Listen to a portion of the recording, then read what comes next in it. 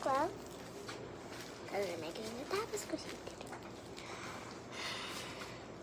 Today we're gonna make the taba squishy. Ooh, that's gonna be interesting. So I got the instructions. We're gonna read. I'm gonna read. Oh! Sorry, it fell. We got the bowls. Got A and B. I don't know what's this for, so let's just the process. Got 2 bowls. For instruction 1, pour all of compound A into mixing bowl. Now we got the scissors and we're gonna cut compound A to put in mixing bowl.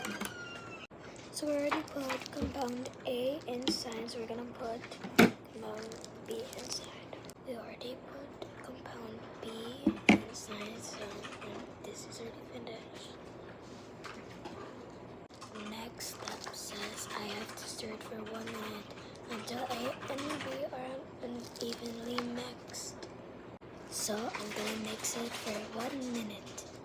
Done mixing it for 1 minute. Okay, next step is pour mixture into 3 mixing cups. We got so many mixing cups, so I'm gonna just use like 3 only.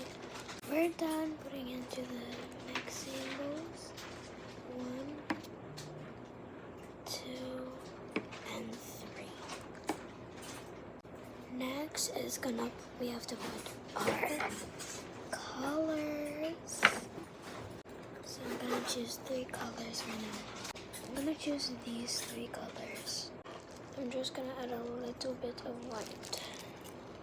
Okay, I'm done adding the white, just I have to mix. The next step is gonna pour into a mold, but I don't have a mold, so I'm just gonna make a mold myself.